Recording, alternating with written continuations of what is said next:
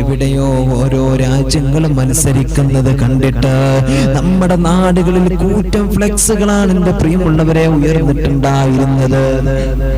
വലിയ കട്ടൗട്ടുകളാണ് ഉയർന്നിട്ടുണ്ടായിരുന്നത്. കിലോമീറ്ററുകൾക്കകലം വരെ വരുന്ന പഠിച്ചവനെ വലിയ ഫ്ലെക്സുകൾ ഉണ്ടാക്കിയിട്ട് ലക്ഷങ്ങൾ ചെലവഴിച്ച എത്രയോ നാടുകൾ നമുക്ക് മുമ്പിലുണ്ടല്ലോ.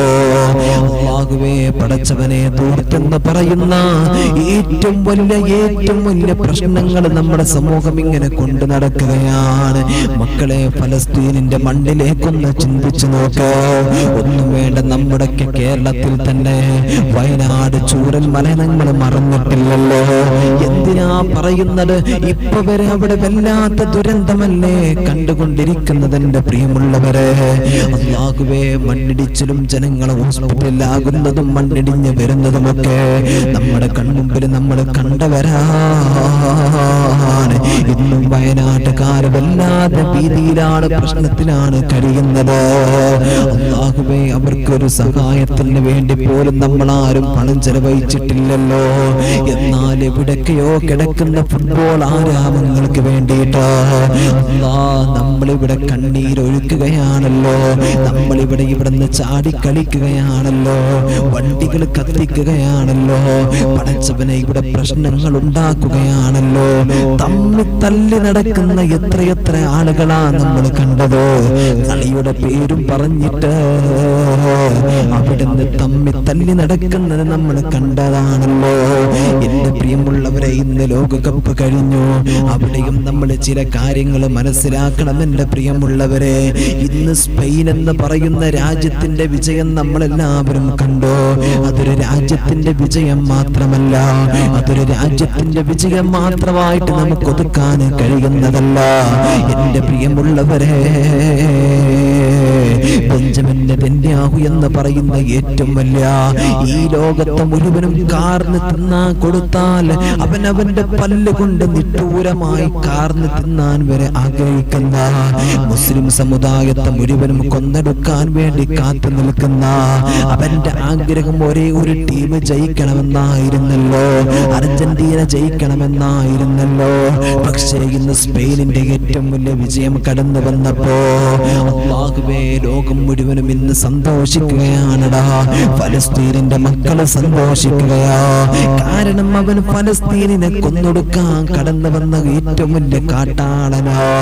അവന്റെ മുമ്പിൽ അവൻ ആഗ്രഹിച്ചൊരു ടീം തോറ്റപ്പോ അല്ലാഹുവേ, പല സമയത്തും അവർ വല്ലാത്ത ഒരു രാഷ്ട്രീയം പറയുകയല്ല, ഇവിടെ മതം പറയുകയല്ല.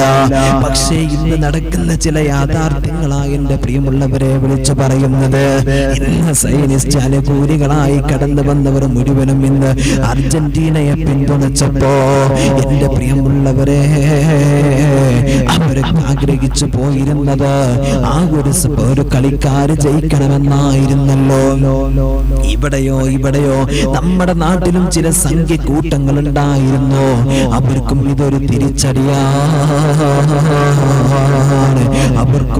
തിരിച്ചടിയാണല്ലോ. അവരും ഇന്ന് നാക്ക് പൊന്തിക്കുന്നില്ലല്ലോ.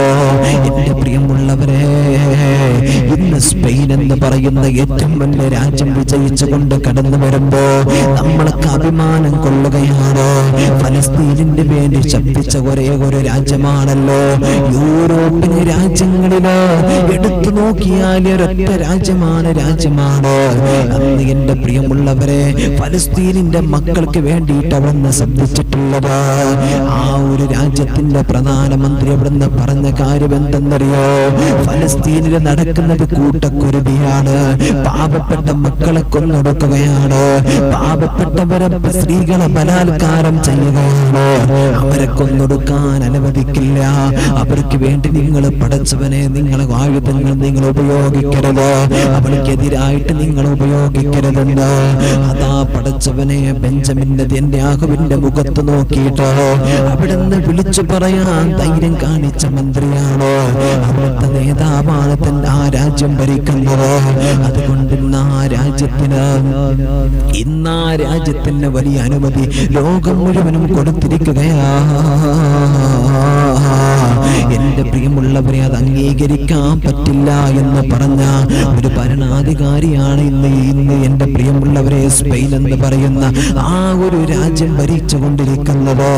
എന്നാൽ ഇവിടെ നമുക്കിത് പറയാതിരിക്കാൻ കഴിയില്ലല്ലോ. ഇന്ന് നമ്മൾ ഏറ്റവും കൂടുതൽ ആഗ്രഹിച്ചു പോയിരുന്ന ഇന്ന് പല ആളുകളും എന്റെ പ്രിയമുള്ളവരെ അർജന്റീന എന്ന് പറയുന്ന കളിക്ക് വേണ്ടിയിട്ട് അതിന്റെ പിന്നാമ്പുറങ്ങൾ തേടി നടന്നിട്ടുണ്ടാവാം. പക്ഷേ ഇന്ന് നടക്കുന്ന ചില സംഭവങ്ങളെ കുറിച്ച് നമ്മൾ എടുത്തു നോക്കുമ്പോ ഇവിടെ വല്ലാതെ വർഗീയത നടക്കുന്നുണ്ട്, വംശഹത്യ നടക്കുന്നുണ്ട്, നിറത്തിന്റെ പേരിൽ നടക്കുന്നുണ്ട്, ചില പാവപ്പെട്ടവരെ സഹായിക്കുന്നതിന്റെ പേരിലോ, പാവപ്പെട്ടവരെ നെഞ്ചോട് ചേർത്തതിന്റെ പേരിലോ, പാവപ്പെട്ടവർക്ക് വേണ്ടി ആക്രമിക്കപ്പെടുന്നവർക്ക് വേണ്ടി സംസാരിച്ചതിന്റെ പേരിലോ ഇന്ന് കളിക്കളത്തിൽ പോലും പടച്ചവനെ പല ആളുകളും ഇന്നെന്റെ പ്രിയമുള്ളവരെ അവിടെ നിന്ന് വല്ലാത്ത പ്രയാസം നേരിട്ടിട്ടുണ്ട്. ഈ വിജയമെന്ന് പറയുന്നത് മാനവികതയുടെ വിജയമാണ്. ലോകകപ്പ് ഫുട്ബോളിന് വിജയിച്ചിട്ടുണ്ടെങ്കിലോ അതിൽ ഫലസ്തീനിന്റെ മക്കളുടെ ഒരുപാട് കണ്ണീരുണ്ടടാ. ആ ഫലസ്തീനിന്റെ മക്കൾ കണ്ണുരുകി പ്രാർത്ഥിച്ചിട്ടുണ്ടാവാം.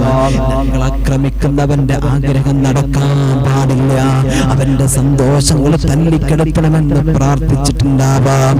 എന്റെ പ്രിയമുള്ളവരെ, കളിയില് പോലും പടച്ചവനെ എന്തിനാ മതം കൊണ്ട് നടക്കുന്നത്, എന്തിനാ ജാതി പറയുന്നത് എന്നൊക്കെ പറയുന്ന ചില ആളുകളെ കാണാൻ കഴിയുന്നുണ്ട്. എടോ, നിങ്ങളൊക്കെ ചാനൽ തന്നെയാണ്, നിങ്ങളൊക്കെ ജനൻ TV തന്നെയാണ് ആദ്യം പറഞ്ഞത്. ഇവിടെ മുസ്ലിമീങ്ങളാണ് ലോകകപ്പ് ഫുട്ബോളിന് വേണ്ടിയിട്ട് പലതും പറയുന്നത്. അതുപോലും മുസ്ലിമിലേക്ക് ചേർത്തിക്കൊണ്ട് പല ആളുകളും സംസാരിച്ചത് നിങ്ങളൊക്കെ ജനൻ TV തന്നെയാണല്ലോ. അതിന് അച്ചായം പിടിച്ചിട്ടിരിക്കുന്ന ചില ആളുകൾ തന്നെയാണല്ലോ. കളിക്കളത്തിൽ തന്റെ മതത്തിന്റെ സൂചകമായി പടച്ചുറപ്പിന്റെ മുമ്പിൽ സുജൂദ് ചെയ്യുമ്പോ അതിനെപ്പോലും പടച്ചവനെ അല്ലാഹുവേ അവിടുന്ന് കളിയാക്കുന്ന എത്ര ആളുകളുണ്ടടാ. തന്റെ 19-ാം വയസ്സിലാണ് ലാമിൻ യമാൽ എന്ന് പറയുന്ന ചുറുചുറുക്കുള്ള ചെറുപ്പക്കാരന് അതാ തന്റെ കാൽപന്ത് കളി കൊണ്ട് ഒരു രാജ്യത്തിന്റെ അഭിമാനമായി മാറുന്നത്, ഈ നാടിന്റെ അഭിമാനമായി മാറുന്നത്, ഓരോരുത്തരും നെഞ്ചോട് ചേർത്തുകൊണ്ട് ചേർത്ത് പിടിക്കുന്നത്. ആ ചെറുപ്പക്കാരന്റെ കളി കണ്ടിട്ടോ എത്ര ആളുകളായി എന്റെ പ്രിയമുള്ളവരെ ആ ചെറുപ്പക്കാരനെ പ്രോത്സാഹിപ്പിക്കുന്നത്. എന്നാൽ ഈ കളിക്കളത്തിൽ പോലും എന്റെ പ്രിയമുള്ളവരെ അല്ലാഹുവിന്റെ ഓരോ കാര്യങ്ങളുണ്ടെന്ന് നമ്മൾ മനസ്സിലാക്കണേ. എങ്ങനെ നിങ്ങൾ പൈസ കൊടുത്തിട്ടാവട്ടെ, ഇങ്ങനെയാകട്ടെ എന്റെ പ്രിയമുള്ളവരെ, പലപ്പോഴും ഓരോ മേഖലകളിലും ഇന്ന് പണമുണ്ടെങ്കിൽ വിജയിക്കാൻ കഴിയുകയാ. എന്നാൽ പണമുണ്ടെങ്കിൽ വിജയിക്കാൻ നമുക്ക് എല്ലായിടത്തും കഴിയുമെങ്കിൽ അല്ലാഹുവിന്റെ നോട്ടമുണ്ടല്ലോ, അത് പണത്തിനേക്കാളും മുകളിലാണെന്ന് നമ്മളൊന്ന് മനസ്സിലാക്കണം കേട്ടോ. എന്റെ പ്രിയമുള്ളവരെ, നമ്മള് ഒരിക്കലും ഒരു ടീമിനെ കുറിച്ച് നമ്മൾ പറയുകയല്ല, നമ്മളിവിടെ മതം പറയുകയല്ല, രാഷ്ട്രീയം പറയുകയല്ല. ലോകത്ത് ബുദ്ധിയുള്ള ഏതൊരു മനുഷ്യനും മനസ്സിലാക്കാൻ കഴിയുന്ന ഒരേ ഒരു കാര്യമാ പറയുന്നത്. ബുദ്ധിയുള്ള ഏതൊരു മനുഷ്യനും മനസ്സിലാക്കാൻ സാധിക്കുന്ന കാര്യമാ പറയുന്നത്. അല്ലാഹുവേ പടച്ചവനെ, ഓരോ രാജ്യങ്ങളും അവിടെ മതങ്ങളനുസരിച്ചിട്ട് അവിടെ ഓരോ കാര്യങ്ങളനുസരിച്ച് ദുനിയാവിൽ ജീവിക്കുകയാണ്. അല്ലാഹുവേ പടച്ചവനെ, ഇവിടെ പ്രശ്നങ്ങൾ ഉണ്ടാക്കുന്ന ഓരോരുത്തർക്കും ബോധം കൊടുക്കുക അല്ലാ. അല്ലാഹുവേ, പ്രശ്നങ്ങളില്ലാത്ത ജീവിതം അല്ലാ ഞങ്ങളുടെ ഈ സമൂഹത്തിന് നീ നൽകണേ അല്ലാ. അല്ലാഹു തആല കാത്തിരക്ഷിക്കട്ടെ. എന്റെ പ്രിയമുള്ളവരെ, ഇന്ന് നമ്മൾ കണ്ട ഈ ഫുട്ബോൾ കളിയിലും നമുക്ക് ഒരുപാട് ചിന്തിക്കുന്ന മനുഷ്യന് ദൃഷ്ടാന്തമുണ്ട്.